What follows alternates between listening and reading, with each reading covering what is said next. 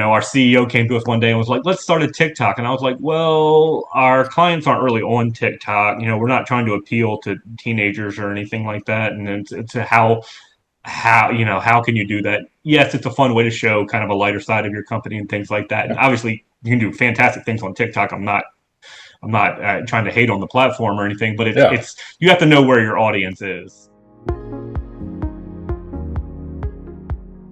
Welcome to another episode of Post Your Title Here with To Exceed. We're glad to have Chris Henson join us today to talk a little bit about content marketing and specifically B2B stuff. We've talked to you in the past, and it's been good to work with you, and looking forward to learning a little bit more. Could you tell us a little bit about your background, Chris? How did you get Yeah. into marketing? Yeah, absolutely. So I was a history major in college. I got my master's in history, and then right as I got my master's, I decided I didn't want to be a history teacher or work in academia, which turned out to be a good thing. But then I was like, what do I do? So I was looking for another job. I was working at like a furniture store. I worked at Best Buy for a while I was trying to find myself, I guess. But while I was doing all that, I started really getting involved in the film industry in New Orleans. It was really big when Hollywood South was big here, decade ago or so. And so I was doing a lot of in-house promotion for like a film society and a couple of local theaters. That got me really interested in kind of that promotional aspect of it, some advertising, and building an audience through social media and what have it. And so I was like, well, maybe marketing's the thing for me. And so I got a job that required no experience in marketing, and as my writing background as a history major and it's like a journalist and things like that. So I really relied on my writing skills there at the beginning. And I worked at a company called Search Influence in New Orleans. They were a internet marketing company. I had clients all across the country. Just knocking out content, building blogs, websites, social media, press releases, all kind of things like that. So that got my foot in the door with marketing, and that is where I met our host here, Josh. Yeah, yeah. We've been friends and collaborators ever since. And so I started looking for something outside of agency life and a little bit more like an in-house marketing team. And I found work at a company called NetChecks, where they did HR and payroll. They were a technology software as a service company. And I came on board handling content for them. And I started working again locally here in Louisiana for another company called Allpacks that does sterilization equipment for food manufacturing and things like that. So another topic that I just knew nothing about. And a lot of the content creation is, yeah, kind of starting from scratch, explaining it to people that don't know anything or like Yeah, for sure. the Mm-hmm. different steps I in the gotta sales ask, funnel. I gotta ask, is there like a benefit, an actual benefit to not knowing much about the subject in which that you're starting to engage in the ability to explain it to people on sort of like a lower level, sort of like an explain it like I'm five sort of thing. Having Yeah. that perspective, does that make it easier for you to be able to connect with the random person? Right. No, I think 100%. Especially when I came on board at my most recent company, Allpatch, most of the content they created was very technical. It was a lot of engineers writing content, and that's good, as you're talking to other engineers. But, once we started kind of spreading out and trying to expand and trying to explain to more lower level people in the company or just like, a VP of some other company that doesn't know a lot about the machinery itself, just to being able to talk to them on a more, one-to-one level and a little more less technical and things like that. Yeah, and absolutely. And I found the same thing at NetChecks too. That HR covers so many different topics, and so many people were looking online and looking at our blogs and things like that to learn more about specific things, even if they weren't a client or a customer or even involved in HR. They wanted to know about, what can I do for this? Or we did a lot of top 10 lists of, ways to work at home and things like that. So yeah, it's you're able to diversify it a little bit and certainly make it a little more clear for just the average reader, which is a big thing in content marketing, especially when you're trying to build up SEO and things like that, because you want to be able to reach as wide an audience as possible. So yeah, it helps to be able to write about lots of different things and do it on a level that most people can converse, and you're not relying on just industry experts and things like that. 100%. Yeah, we found that with 2Exceed too, where like a lot of it's easy when you're already in the silo and you talk to people that are in the industry, know the jargon, know all of the like the buzzwords and stuff that are expected. If you automatically jump straight to that with like a new, broader audience, like you're often missing the mark in terms of like it can be off-putting if you're speaking as though they already know like what all of the KPIs are and stuff, as opposed to Sure. like, yeah, making it Yeah, and that more was a big accessible. thing. And that made me think of it at NetChecks with HR. There's lots of abbreviations and things Yeah. like that. That yeah, if you don't know those things, people talk about them in the industry like everyone understands them, but in reality, no one understands them. So yeah, being able to break it down, it's like oh, you have to explain this first before you jump into Mhm. the nitty gritty of it. 100%. Yeah. Yeah. Especially when there's like, yeah, the value proposition isn't always like as obvious as you might think it is. Like if you're in the business, then you understand like the Right. pros and cons and the necessity of it. And that's definitely a big one with digital marketing too, where like you're in Hmm. it so long that you just understand that like this is an essential thing right now in this economy. And it just doesn't make sense not to participate in like some degree of putting yourself out there online. But like the average business owner that's been doing okay without it for Well, 15, that's 20 years. Yeah. yeah, that's the thing I was just thinking of. It's like you don't know you need this because you're not even aware of it, but you do need to be aware of it. And you do need it. So yeah, Yeah. it's 100. Yeah, you gotta work it through and kind of being able to explain it on that level and make it more appealing. Addressing pain points that you don't even know you have. Mhm. So if you could boil it down to like the top five tips for writing B2B content or content marketing, what have been your takeaways over the years of your experience with that? Sure. So a lot of things, you kind of learn as you go, and obviously, things like search engines, and Google and things like that. They dictate kind of what you have to talk about and how you speak. Um, when I was a history major in writing, I long, flowery sentences full of description and everything like that. And that's not the way you can and work for content marketing or even in marketing in general. It has to be kind of more simplified, as we were just talking about, but also more to the point and things like that. You can't be overly descriptive of things. You can't use the same descriptors over and over again. So yeah, it's kind of changed the way I write to a more direct and simplified version of it. Shorter sentences, things that people can just look online and kind of skim through. Unfortunately, that's kind of become a big thing in content marketing is have to be able to skim it because no one's going to sit down and take 10 minutes to read a full blog or whatever it may be. They just want to skim it.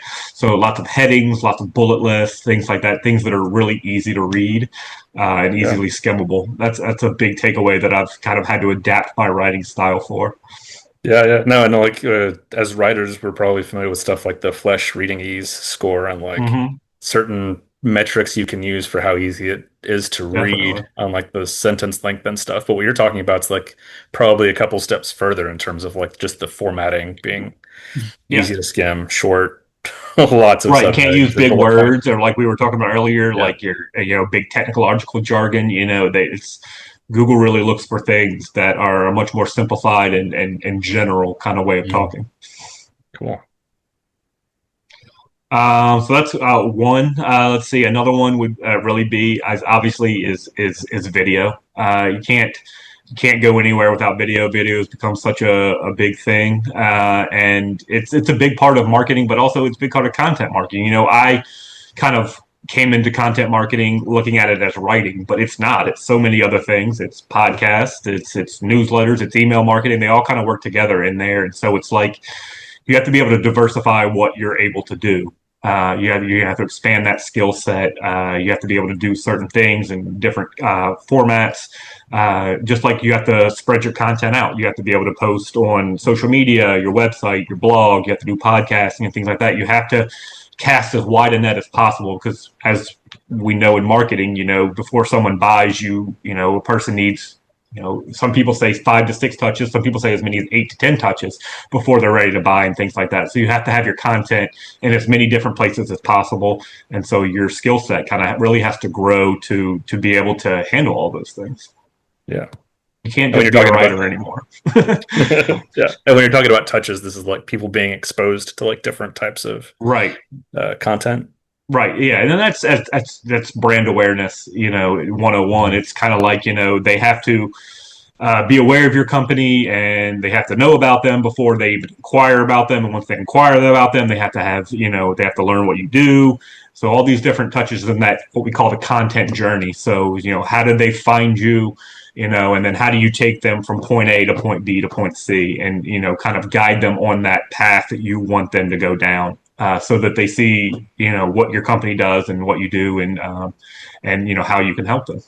One of your parts was like starting wherever you are, where it's just like, you don't have to like we jumped into search influence like without Oh yeah. knowing much. Like Right. Yeah. obviously there was some training there in that space, but like the main thing is just like producing the content, whatever your business is, whatever your niche is, and like you can make it better, you can fine tune it later, but you need to put Right. something out there and you need to like Yeah, yeah, start where that's you a are. huge thing. Yeah. Yeah, 100%, Yeah. especially when you're first starting out, they say when you're writing a book, just publish that first book or get it out or finish it at least and then, Yeah. Yeah. you worry about things. Yeah, you just got to be able to be able to produce that content and then, your skills grow as time goes. You can go back and edit things. That's the good thing about things like evergreen content, which evergreen content is content that will last forever. You can go back and edit things here and there, but it'll be just as valid today as it will be in 5 years from now.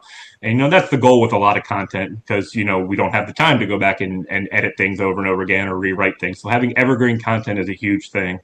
So being able to write in that style, but yeah, just being able to go out and produce. And like I said, I got started writing about what I loved, which was film and movies and stuff like that. And that was a big thing that really helped me kind of nail down not only my writing style, but also how to conduct an interview or, how to compose a blog and things like that. It really helped me be able to do that before I even got involved in marketing. And then once marketing came along, yeah, it's fine tuning those skills and, just creating content. Because, if you put out 10 blogs, one of them might catch on as being popular and things like that. But to have those blogs out is really important. And same thing with social media posts, whatever it may be, no one's going to remember 99% of your social media posts, but, that one that catches on is always a good thing. So, Yeah. yeah, it is. It's about producing content and going in and being able to fine tune it later or whatever it may be. Nice. Yeah, the last time we talked about this too, one of the things that you mentioned that hadn't was how you talked about how you guys repurposed some of the content and would like Mm-hmm. combine things into like making an ebook from different articles and things you were already produced separately and like Yeah. getting That more. was a big thing that I kind of learned at NetChecks because it was such a wide, HR software was such a big thing. It covered so many things: payroll, time and attendance, just general HR things, administrative stuff, and benefits. Covered so many things. So the way we kind of looked at our content that we created was we would create content pillars based off of those things. So we would decide we wanted to build out our payroll pillar. So we decided to create a lot of kind of foundational content for payroll. So what is payroll? How do you do it? Think all these general questions that a lot of people have online, just kind of trying to educate and trying to position ourselves as thought leaders in this industry.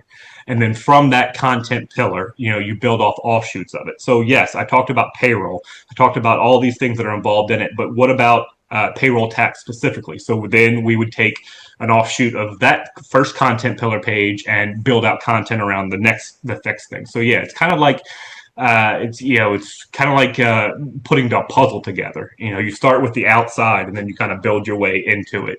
And you want to be able to connect all that content. Obviously, internal linking on your website is a huge thing. Like I said, that content journey. So how do you get from person who's reading this or found this article to now learn about something new and dig more into it, spend more time on your website. It's a big metrics that we have. It's time spent on website or their click path and how many clicks they do on your website. Those are always big marketing metrics that we tried to build out.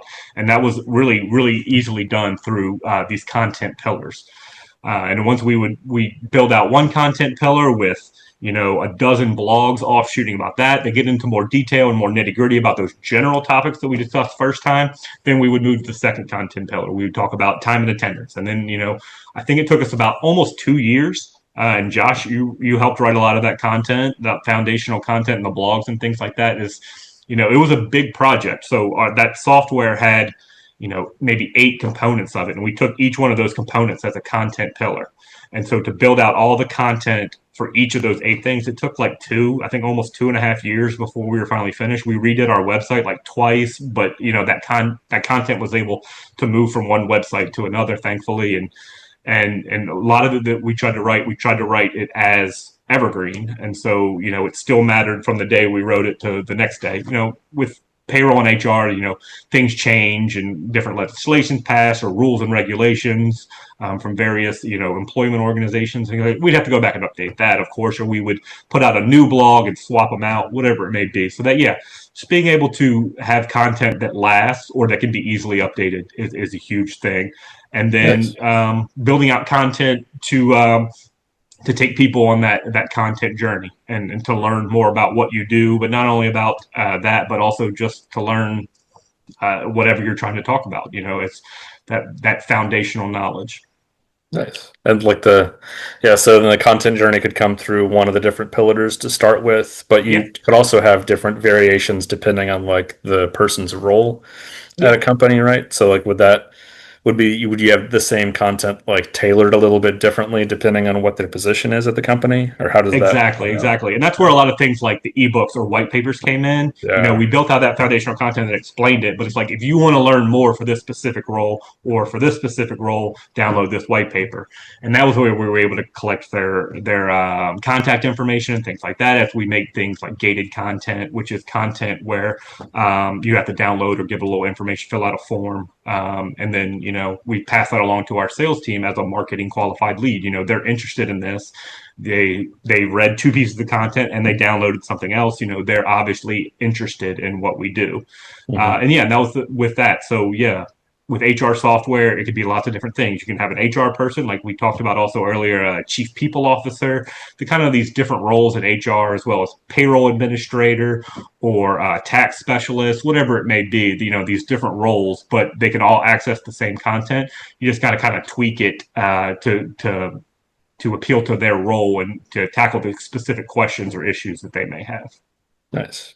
Yeah, and some people in some positions might expect certain types of jargon or Oh yeah, have different pain points that they're worried about, as opposed to like maybe yeah, the person that just wants to spend less of their personal work hours on payroll is different from the executive looking to like right, right. outsource or whatever. Yeah. Yeah, 100%. Writing to like a C-suite person versus writing to like a day-to-day person was big, especially with software. It's like the Oh person yeah. who has to buy it or the person that has to use it every day are two different, very different things. And Nice. you have to talk to them and kind of tailor that content and the messaging that you give them. Um, and you don't want to hit up a CEO 100 times, but if you send out, 4 or 5 emails to a lower level person to keep them on their mind, they become, what we described as kind of like a champion, as your champion of the company. So you get them hooked, and then you let them take it to the C-suite or things like that, and kind of build you up. And then our sales reps would come in and say, "Hey, I know y'all talked about this and this and this, and here's how we can help." Um, Yeah. but with the same thing is we wanted that brand awareness beforehand. So, like I said, we didn't hit the CEO up with an email campaign or anything like that. But we wanted to make sure that they were aware of us. As NetChecks, we were a small fish in a big pond against bigger payroll and HR companies. So we just had to make sure our name awareness was out there, and that's through content, that's through marketing. Social media is obviously a big thing for that. Yeah, just kind of making our way and are building our name up in different circles, different regions, whatever it may be. Kind of tailor that content to fit each one of those things as you grow and you build your name. Nice.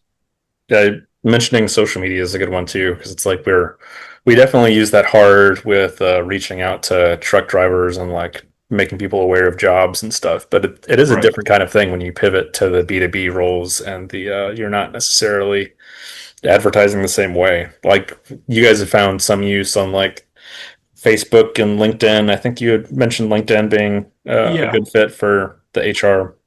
Right, that's the thing. You have to find where your audience is. For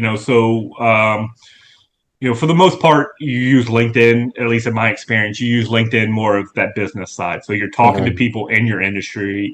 People if they're on LinkedIn, it's kind of like it's that business casual atmosphere, like they're in there doing business stuff or thinking about business at least. Whereas try to hit someone up on Facebook, they're at home, they're off of work, probably they're wanting to relax and just doom scroll for a while. So it's like, yeah, how do you play those two different kind of things off of each other? So yeah, we definitely focus more LinkedIn on more of the business side aspect of it. Um, Using it as a tool in the sales process, but not overselling. We don't want to use social media as the primary selling tool, but it Yeah. still can be a way to keep in contact with people or send them certain things. Whereas social media, like Facebook or even TikTok, which I'm too old for TikTok, but yeah, it's more of like I guess more of like a company profile. So like, how did the company, celebrate these holidays? Or, we had a big king cake eating contest every year at NetChecks. So things like that, you kind of made that more like kind of put a human face behind the company. That's Yeah. kind of what we used Facebook for, whereas the more business aspect of it and searching for prospects or getting in touch with them, we used on the LinkedIn side. And Nice. thankfully, they both did had fruitful results for us. They both are very robust in their reporting and ads you could buy and things like that. So, there wasn't a huge difference of you just have to know um, where your audience is, how you want to reach them, and tailor your content for that specific avenue. Nice. We Hmm. our CEO came to us one day and was like, let's start a TikTok. And I was like, well, our clients aren't really on TikTok. We're not trying to appeal to teenagers or anything like that. And it's how can you do that? Yes, it's a fun way to show kind of a lighter side of your company and things like that. And Yeah. obviously you can do fantastic things on TikTok. I'm not trying to hate on the platform or anything, but Yeah. it's you have to know where your audience is, and if do you want to spend the time and energy and money doing something where your audience isn't, whether the chance it's easier for you to go viral or something like that, and whatever it is. And Yeah. thankfully, we did start a TikTok, and thankfully we had hired a much younger person in the marketing department, and I didn't have to do it. So I Yeah. was very, very relieved about that. Yeah. Yeah. I think that makes a Good to difference know. too if you've got someone in house Right. that No one works wants a well on four. that platform. No one wants a 40-year-old white dude doing their TikToks. Did Yeah. the TikTok turn out? Did it actually turn out successful, or was there It a helped us niche in the for it? recruiting. It helped us in recruiting, and like I said, like kind of showing that human side of the company and things like that. But Mm, no, I can't say it led to a lot of sales. I can't imagine it did. gotcha. Yeah. But that's fun. Have you, I think this is probably a broader conversation, but you personally have enjoyed the working from home experience, the like pros and cons of that? So yeah, it's kind of a double-edged sword, is the way I kind of look at it. But yeah, we went fully remote during COVID. I think we were one day a week we could work from home before. And that's kind of a different ball game, especially pre-COVID. Hmm. But yeah, once COVID hit, we were completely remote, as most people were, but we stayed remote, thankfully. Um, for the next like what 4 or 5 years that I was at NetChecks, we were completely remote. Like I said, our team had spread out so very far. So even if they wanted to bring us back into the office, we really couldn't because we had, like I said, a person in San Diego, a person in Dallas, in different places where that our team had grown for the better. We were able to open up our talent pool a lot and hire outside, from just people, in our area. So it was really good. I enjoy working from home. I do say that after like 5 to 6 years, it did kind of wear on me a little bit. Not just interaction with people. We had daily stand-ups and weekly meetings and things like that. So it's not like you don't get to talk to other people, but there's a huge difference in talking to someone on a computer screen and versus talking to them in real life. And I find that marketing is best when you're able to bounce ideas off of each other, have those animated conversations, get up and draw on a whiteboard and things like that. So you do miss things like that being fully remote, but the I don't want to say luxuries, but like I guess the things that it does afford you. Like I was able to pick up my kids every afternoon. Yeah. You know, if the plumber had to come and fix the toilet or whatever it may be, it was easier just to be home that day or whatever it may be. Run errands, or you know, if a kid was sick, obviously, you know, they can lay on the couch and watch TV while you work and things like that. So yeah, it definitely afforded a lot more things as a parent, especially I find, but even not as a parent, let's be able to run errands or do laundry that day, you know, as you're working, it's a big thing. But and I'm not saying that you know my experience is the norm, but yeah, it wore on me after a while.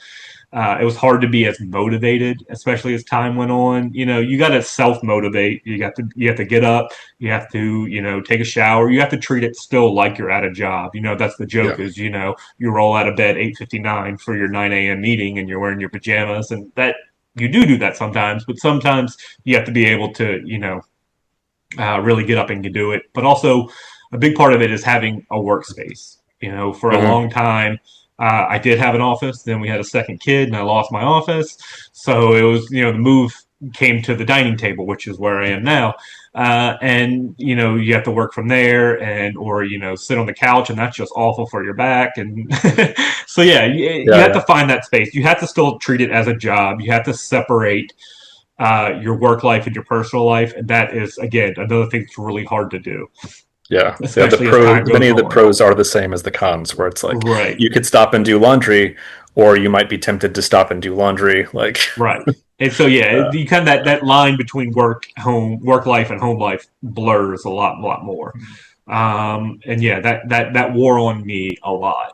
It was harder to get me motivated, and like I said, I'm a bit of a night owl in general, so I liked to work at night, especially during the summer when the kids were home during the day. It was hard to do. You know, I would still attend meetings and things like that during the day, but I had an understanding boss and that understood my situation and didn't have a problem with me doing that. So that was a really good thing. I was able yeah. to, you know, do more of administrative kind of like you know things where I didn't have to think a whole lot during the day or attend meetings, and then at night I could sit down and concentrate and write something or you know, read things or be able to edit a video where I need sound instead of kids yelling in the background, things like that. So yeah, just you got to find what works for you. Um, but after I left NetChecks, I went back into the office every day. So I went back in for 5 days a week, and I did that for about a year. And again, positives and negatives. I do think it had an overall positive effect on kind of like my work ethic and maybe my mental health a little bit, you know, getting out every day and doing things. But it, again, made things harder to do at home. You know, we had to start paying for aftercare at school and things like that. So, Oh yeah, yeah. it is. It's Big very much a expense. double edged sword. You got to take the positives with the negatives. And for some people, one way works better than the other. And I think that hybrid role it would be the best, and that's in my newest job search. I'm thankfully been able to find a couple of things that are hybrid, where it'd be like 3 days in the office and 2 days at home, or whatever maybe. I think that's for me at least is kind of the sweet spot. Nice. Um, so it still gets you into the office, still gets you talking to people, meeting people, and whatever it may be, but also you have that home time, but it's not every day. So yeah, I think that's where I want to go next. We'll see if the job search allows for that. Yeah. Yeah. Well, thank you for making the time to talk with us today, Yeah, Chris. of course. Matt, did you have anything else you I wanted to have, touch on? yeah, I have a question. So, you are a writer who generally who works remotely. How old are your kids? I have an 11-year-old and an about to be 7-year old, so 11 and 7. Okay. I am primarily we work for a marketing company, but I'm also a writer. I do a ton of writing, everything like that. Do a lot of stuff on the side.